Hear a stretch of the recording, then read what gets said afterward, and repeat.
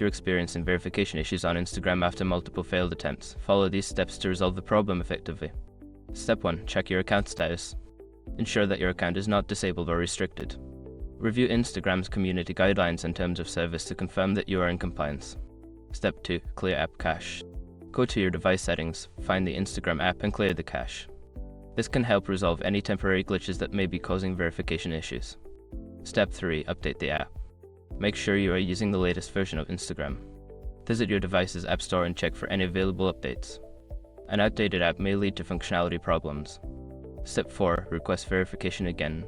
If your previous attempts were unsuccessful, navigate to your account settings, select account, and then request verification.